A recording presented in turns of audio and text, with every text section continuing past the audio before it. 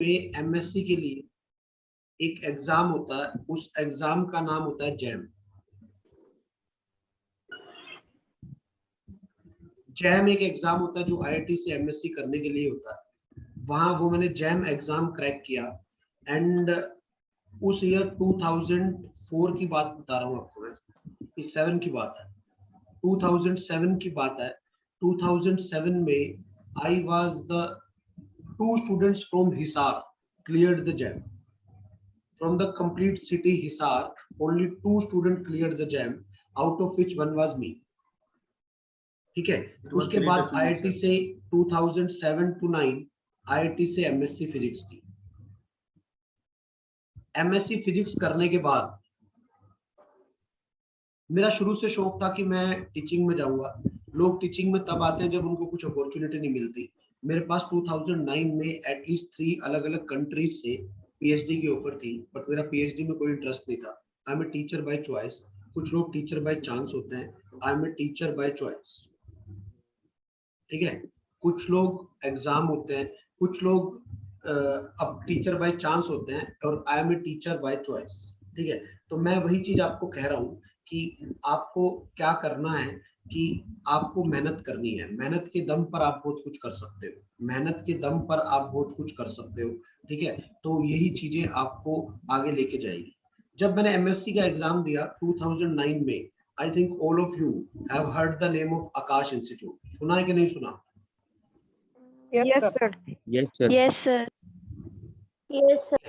आकाश institute में मैंने physics faculty for JEE join किया, दिल्ली ब्रांच में। उसके बाद तो मैं लगभग इंडिया के बड़े बड़े इंस्टीट्यूट में पढ़ा चुका हूँ। 2015 में एलन का नाम सुना है? Elon? Yes, sir. Yes, sir. 2015 में एलन इंस्टीट्यूट चंडीगढ़ ब्रांच में पढ़ा चुका हूँ। 2013 में पीजीटी फिजिक्स हरियाणा गवर्नमेंट,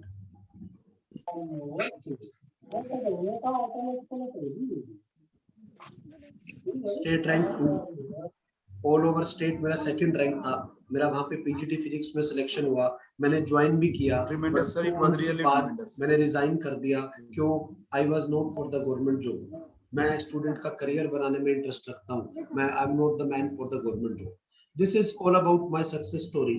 ठीक है। और बेटा सिंपल सी बात है, जब आप मेहनत करोगे, ठीक है, तो मेहनत से चीजें मिलेगी, किस्मत से चीजें नहीं मिलती। अगर किस्मत से चीजें मिल जाएगी और आपने मेहनत नहीं की तो वो ज्यादा टाइम तक स्टे नहीं करेगी।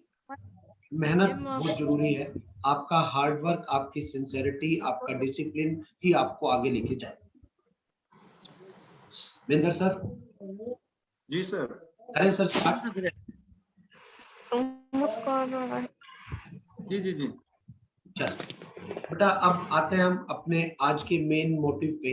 मेन मोटिव ये है कि हमें क्या क्या करियर रखना है, हमें कैसे कैसे चीजों को करना है, आपको वो सारी चीजें देखनी है। ठीक है बेटा, सबसे पहले हैंड रेज करेंगे, कितने स्टूडेंट नॉन मेडिकल में इंटरेस्टेड रहते हैं? नॉन मेडिकल में स्टडी कर रहे हैं या नॉन मेडिकल में इंटरेस्टेड हैं आफ्टर योर 10th? क्या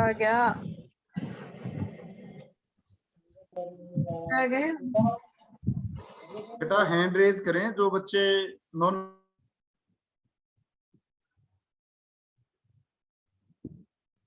जो स्टूडेंट 10th के बाद नॉन मेडिकल में इंटरेस्टेड है, हैंड रेज करें। या जो अभी नॉन मेडिकल में पढ़ रहे हैं, मेडिकल वाले।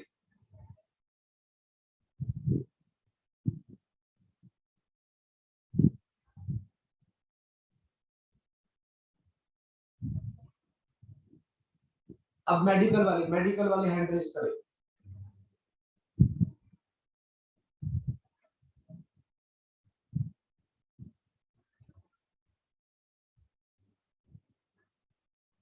चलो अच्छा, कौन कौन एग्रीकल्चर स्टडी करने में इंटरेस्टेड है?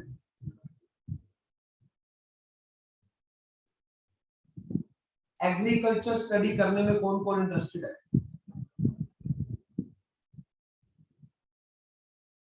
चलो चलो देखते हैं क्या क्या ऑप्शंस हैं, हम इनको समझते हैं बेटा। बेटा जब मैं पढ़ता था हमारे टाइम पे अवेयरनेस नहीं थी। आप लोग लकी हो कि आपको टाइमली अवेयरनेस मिलती है, तो इसलिए इन चीजों को थोड़ा सा ध्यान में रख के अगर आप चीजें करोगे तो ज्यादा बेटर है। नॉन मेडिकल के लिए स्टैंडर्ड एग्जाम होता है जेई मेंस। क्या एग्जाम का नाम है बेटा? JEE mains.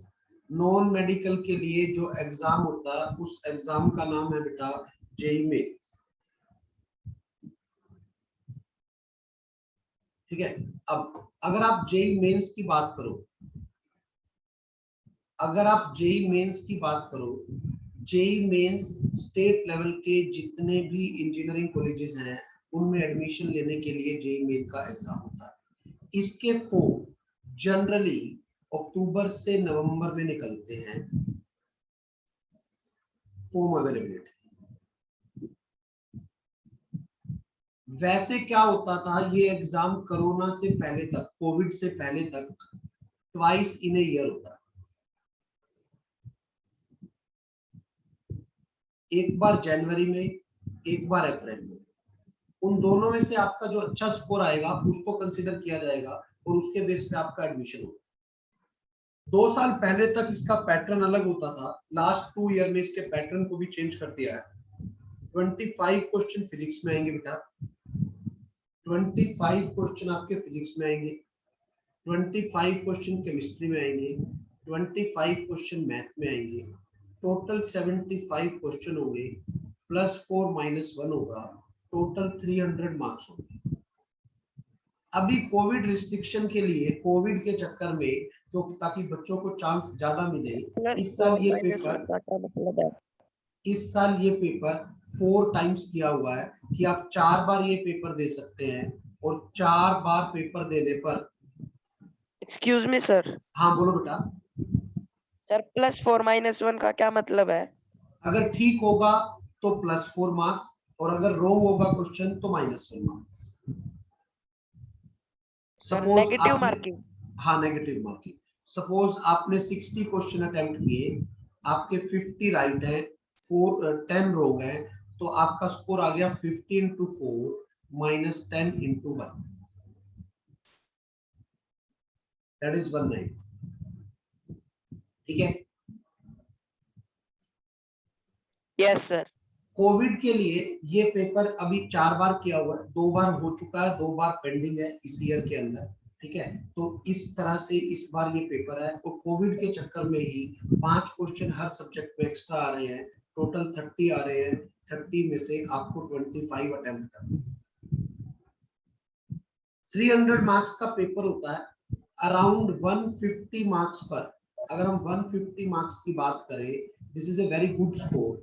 अगर 150 मार्क्स आप ले आते हो तो आपका एनआईटी में एडमिशन हो जाता है अच्छी ट्रेड में। और इसी 300 में से 80 मार्क्स के अराउंड आपकी कट ऑफ रहती है। If you will able to score more than 80 marks in this exam, तो ही आप जेई एडवांस जो आईआईटी के लिए पेपर होता है उसमें आप एडमिशन ले पाओगे, उसके लिए आप एग्जाम दे पाओगे, उसके लिए अलग एंट्रेंस होता है। इसकी सबसे अच्छी बात क्या है, आप देखो अपने को 150 मार्क्स चाहिए, 150 मार्क्स अराउंड 40 क्वेश्चन में आ जाएंगे। मतलब अगर आपके 3 सब्जेक्ट में से कोई 2 सब्जेक्ट भी अच्छे हैं तो आप यहाँ स्कोर ले सकते हो, यहाँ पे आप अच्छा कर सकते हो। मींस आपका एक सब्जेक्ट सुपर स्ट्रॉन्ग होना चाहिए, एक सब्जेक्ट एवरेज होना चाहिए, तो भी आपका सिलेक्शन हो जाएगा। जेई मेन के लिए सब्जेक्ट वाइज कट ऑफ की रिक्वायरमेंट नहीं है, आपको अलग अलग सब्जेक्ट में अलग अलग मार्क्स नहीं लेने पड़ेंगे। जेई मेन के लिए सब्जेक्ट वाइज कट ऑफ नहीं है, अलग अलग सब्जेक्ट के लिए आपको अलग अलग मार्क्स नहीं लेने पड़ेंगे। Are you getting my point? बोलो। Yes, sir.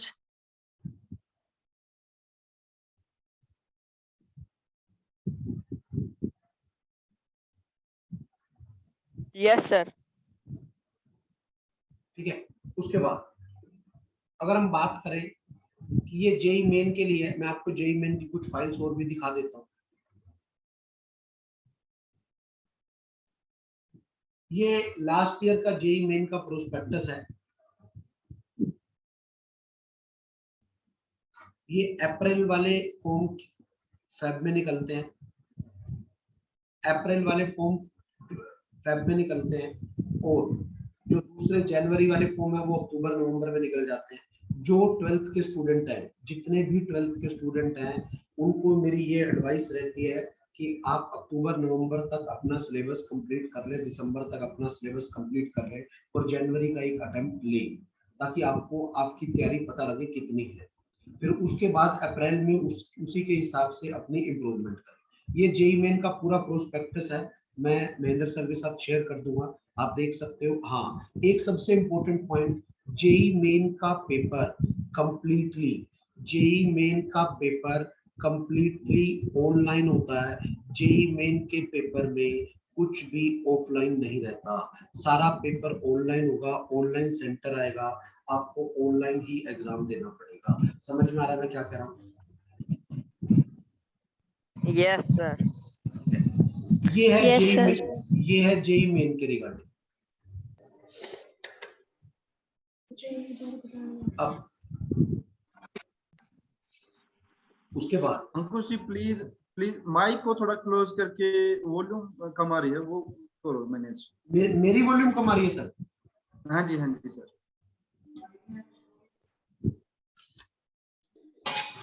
अब ठीक है सर?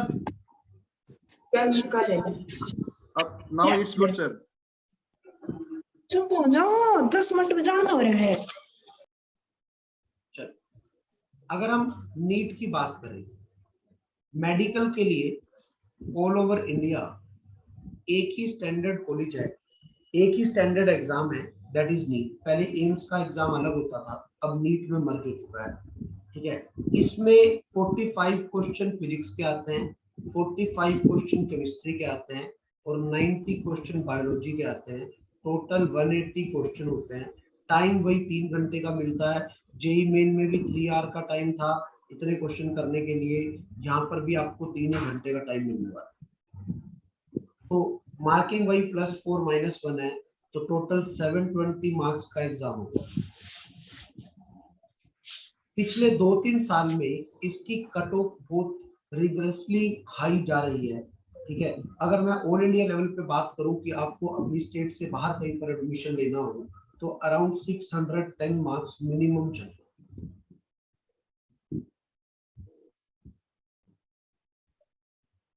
ये अपनी स्टेट से बाहर कहीं एडमिशन लेना हो तो है।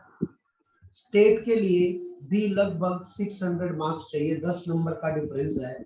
85% seats, 85% seats of the state वो सिर्फ स्टेट के कैंडिडेट के लिए रिजर्व होती है, और 15% में ऑल ओवर इंडिया कोई भी पार्टिसिपेट कर सकता है। अपनी स्टेट का जो सबसे अच्छा कॉलेज है, आप सबने नाम सुना होगा, पीजीआई रोहतक आपके एरिया में ही है। हाँ बेटा, पीजीआई रोहतक से एमबीबीएस होती है, ठीक है। उसके बाद आपके आसपास ही है बीपीएस खानपुर, ये गर्ल्स का कॉलेज है। ईएसआईसी फरीदाबाद,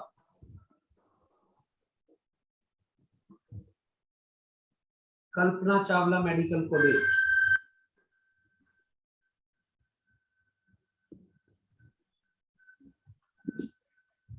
ठीक है। मेवात में एक कॉलेज है अग्रोहा मेडिकल कॉलेज। ये हरियाणा के कॉलेजेस हैं, हरियाणा में यहाँ पर कॉलेज है, यहाँ से एमबीबीएस होती है। नीट का पेपर एक ऐसा पेपर हो चुका है जो एमबीबीएस, बीएएमएस, बीएचएमएस सबसे एडमिशन कराता है।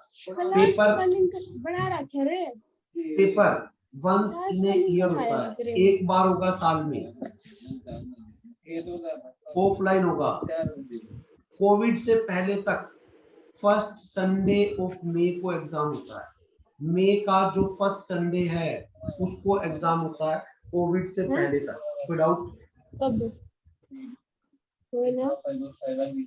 फर्स्ट संडे ऑफ मई को एग्जाम होगा, कोविड से पहले तक ये था। अभी तक इस साल का एग्जाम हुआ नहीं है। मेरी क्लास चल रही है, मैं घर छोड़ के जाऊं? अच्छा, अभी तक इस साल का एग्जाम नहीं हुआ है और एग्जाम अभी तक कोई नोटिफिकेशन भी नहीं है कब होगा। पहले का जो नोटिफिकेशन था वो 1 अगस्त का एग्जाम था, बट अभी कोविड की सिचुएशन को देखते हुए सितंबर मिड में एग्जाम होने के चांसेस हैं। BAMS, कोई कहे मुझे आयुर्वेदिक में जाना है, कोई कहे मुझे होम्योपैथिक में जाना है, कोई कहे मुझे डेंटल में जाना है, सबके लिए एक ही एग्जाम है, नीट का एग्जाम, और कोई एग्जाम नहीं होता। आपने कोर्स का नाम सुना होगा VS, वेटनरी सर्जन। विलेज में, गांव में, शहर में अगर कोई पशु बीमार हो जाए तो उसके लिए वेटनरी सर्जन को दिखाना पड़ता है एनिमल के लिए, ठीक है। तो उसका एडमिशन भी नीट के थ्रू होता है, उसके लिए भी अलग से कोई एग्जाम नहीं होता, ठीक है। पर इसमें क्या है, इसमें नीट के पेपर के लिए मैं आपको एक खास बात बता दूं, if you are not having very good IQ then you can also selected in NEET if you are hard worker. आपको 12 से 15 घंटे मिनिमम दिन में पढ़ना पड़ेगा, और अगर आप 2 साल 11th-12th में ऐसी मेहनत कर जाते हो तो आपका नीट में सिलेक्शन कोई रोक नहीं सकता। नीट में सिलेक्शन प्रैक्टिस का खेल है, जितनी ज्यादा क्वेश्चन की प्रैक्टिस होगी उतना ही आपके लिए बेटर रहेगा, ठीक है। मैं थोड़ा सा नीट का प्रोस्पेक्टस भी आपके साथ शेयर कर देता हूं। ये नीट का प्रोस्पेक्टस है लास्ट ईयर का, इस ईयर का अभी तक इशू नहीं हुआ है।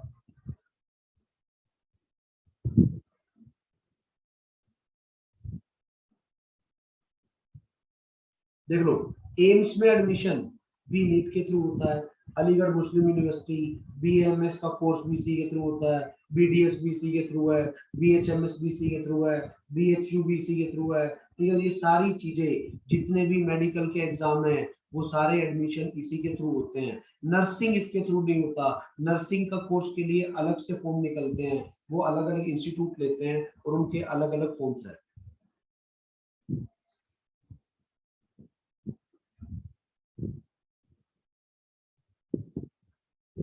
जेई एडवांस की बात करो बेटा, बुक्स के बारे में भी बताऊंगा।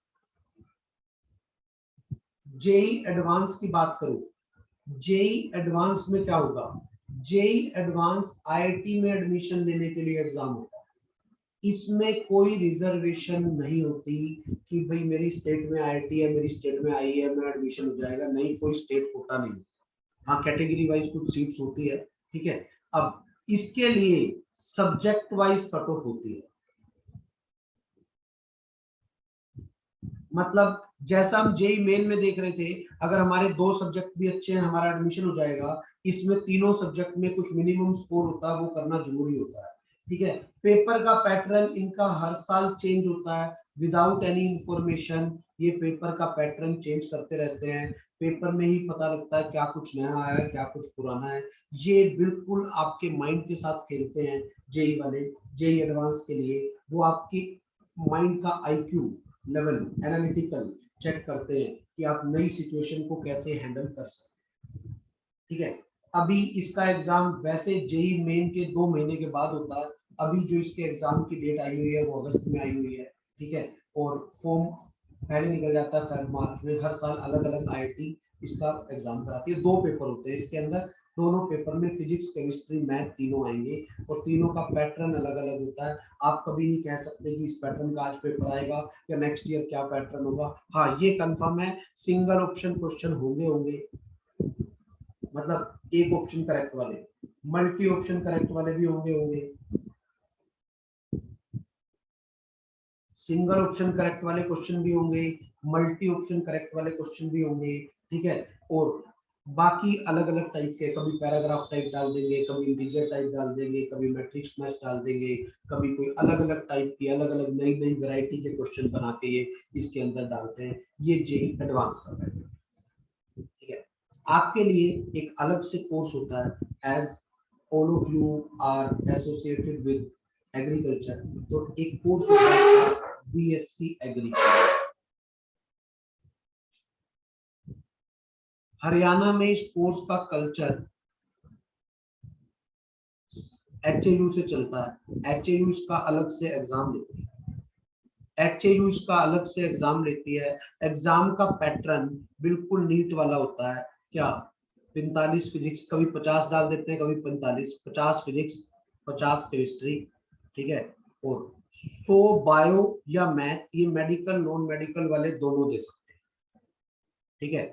इसमें सबसे बड़ी चीज है, लगभग 12,000 के आसपास फॉर्म भरते हैं। ये 10th बेस पे अलग होता है बेटा, 12th बेस पे अलग होता है। 10th बेस पे 6 ईयर प्रोग्राम है, 12th बेस पे 4 ईयर प्रोग्राम। 12,000 फॉर्म भरे जाते हैं 12th बेस पे, और हरियाणा में अपने अराउंड 180 के आसपास सीट है। आप देख लो कितना टफ कंपटीशन है, ठीक है। इसकी तैयारी के लिए भी वही नीट वाला लेवल रहता है, पेपर का लेवल नीट या जेई से कम होता है, बट कंपटीशन उतना ही है, क्योंकि सभी बच्चे इसमें पार्टिसिपेट करते हैं। इसके भी अभी इस साल के फॉर्म नहीं निकले हैं, जनरली अप्रैल में इसके फॉर्म निकलते हैं, और मई जून में लगाओ, जून में आपका एग्जाम होता है, कभी मई के लास्ट में, कभी जून के स्टार्ट में। कोविड के चक्कर में अभी तक फॉर्म नहीं निकले। ये तो एचयू वाला हो गया। इसके अलावा नेशनल लेवल के किसी भी इंस्टीट्यूट में एग्रीकल्चर में एडमिशन लेने के लिए एग्जाम होता है, ICAR, Indian council of agriculture research. HU से बाहर तमिलनाडु में, उत्तराखंड में जितने भी एग्रीकल्चर कॉलेजेस हैं, वहां पे आपको एडमिशन लेना हो तो इसके थ्रू आपको जाना पड़ता है, ठीक है। हाँ बेटा, any doubt? No sir. No sir. अब बात कर लेते हैं बुक्स की। अगर हम बुक्स की बात करें जेई के लिए,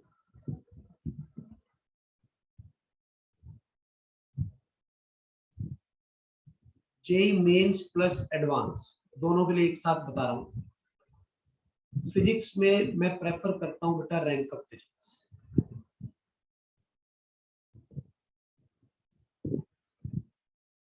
MTG पब्लिकेशन की। केमिस्ट्री में 3 सेक्शन होते हैं, फिजिकल, ऑर्गेनिक, इनऑर्गेनिक। उनके लिए अलग अलग बुक आती है। एक आती है NS अवस्थी,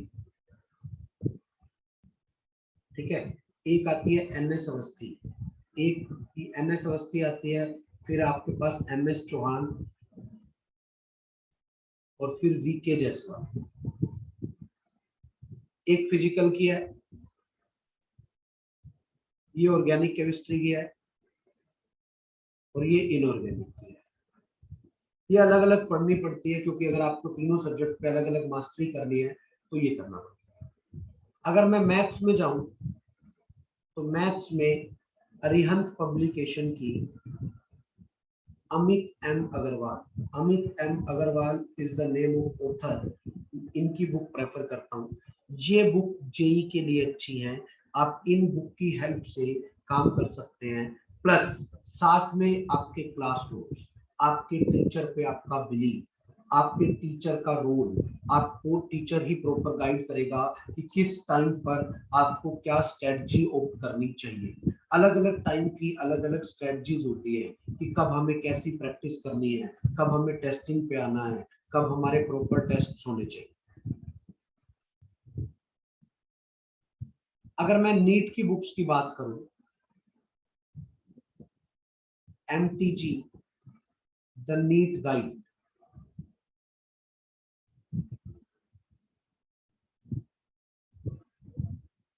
यही फिजिक्स के लिए है, यही केमिस्ट्री के लिए है। और बायो के लिए हम जो बुक प्रेफर करते हैं वो एक तो Trueman plus NCERT at your finger tip, 2 book है।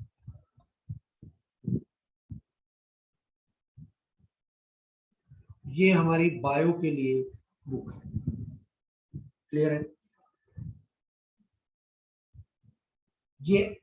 ये आपके पास जेई और नीट के लिए बुक्स आ गई। एक कोर्स, छोटा सा कोर्स और है, मैं आपको बता देता हूँ। If you are very good in mathematics then only you can opt for this course. इस कोर्स के लिए मैथ में 95% मार्क्स 12th में चाहिए। कोर्स का नाम है एक्चुरियल साइंस। अभी इंडिया में लोगों को इसके बारे में ज्यादा पता नहीं है, इंडिया में लोगों को इसके बारे में ज्यादा पता नहीं है, इसलिए मैं आपको थोड़ा सा बता रहा हूँ कि आप देख भी सकते हो कि क्या है एक्चुरिस्ट, होता क्या है, एक्चुरिस्ट क्या होता है। सबने सुना LIC का नाम सुना? Yes sir. Yes sir. है ना। Yes, LIC का नाम सुना है? एक्चुअरिस्ट क्या करता है? एक्चुअरिस्ट हेल्थ इंश्योरेंस करता है, लाइफ इंश्योरेंस करता है, general insurance, pension plan, finance, investment करता नहीं है। बेटा कभी सुना है LIC कंपनी को लॉस लग गया हो? No sir. कोविड में इतने लोगों के साथ ट्रेजेडी हुई है, LIC के पास बहुत सारे क्लेम्स आए होंगे, फिर भी LIC प्रॉफिट में है। क्यों? तो उसकी जो पॉलिसी सेल हुई है वो किसी ना किसी ने तो बनाई होगी। उस पॉलिसी में उसने बनाने से पहले कुछ स्टडी की होगी कि अगर इतने लोगों की भी डेथ हो जाती है तो भी कंपनी प्रॉफिट में रहेगी। वो काम होता है टूरिस्ट का।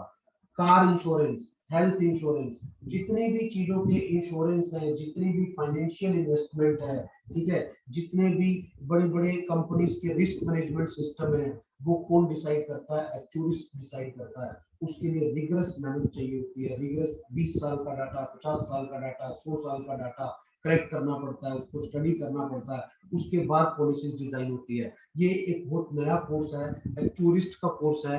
मेरे कई स्टूडेंट इस कोर्स में हैं पढ़े, पार्ट टाइम कोर्स भी आप ये कर सकते हो। तो इन चीजों को आपको ध्यान में रखना है कि ये हमारे ये कोर्सेज होते हैं जो आपको पता होना चाहिए।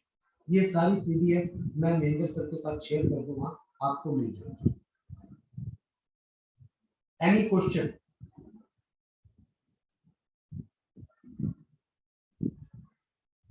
Excuse any me, sir. Doubt, any query? Excuse me, sir.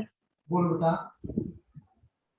Sir, what is difference UG or PG, NEET UG or PG? NEET UG and PG। अच्छा, नीट UG का मतलब होता है बेटा अंडर ग्रेजुएट कोर्स है। ये MBBS में admission के लिए होता है। अगर मैं नीट PG की बात करूं, PG का मतलब है पोस्ट ग्रेजुएट कोर्स है। पोस्ट ग्रेजुएट मतलब MD में एडमिशन के लिए होता है। MD में एडमिशन हम नहीं ले सकते 12th के बाद, MBBS वाला MD में एडमिशन लेगा। तो नीट PG का जो एग्जाम है वो सारे MBBS वाले अपीयर होते हैं, अपनी MD की तैयारी करते हैं अलग अलग जगह से। ये डिफरेंस होता है नीट UG और नीट PG।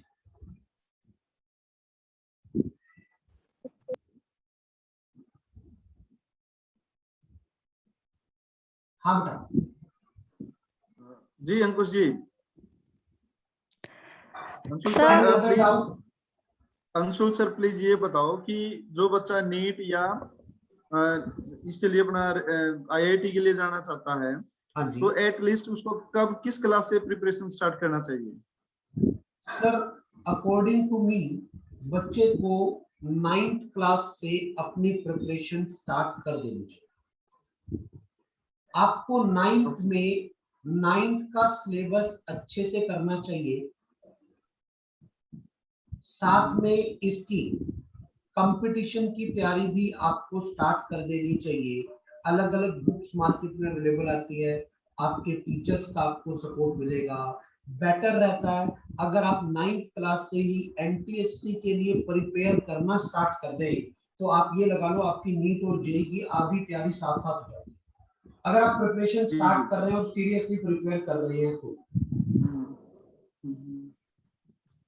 अंशुल सर, एक किशोर विज्ञान प्रोत्साहन योजना वाला जो स्कॉलरशिप टेस्ट होता है उसके बारे में थोड़ा बताएं प्लीज। कौन सा टेस्ट सर? अच्छा, KVPY। हाँ जी बेटा KVPY का एग्जाम अक्टूबर नवंबर में होता है। इसकी फुल फॉर्म है किशोर वैज्ञानिक प्रोत्साहन योजना। ये एग्जाम इंडिया में साइंस की स्टडी को प्रमोट करने के लिए होता है।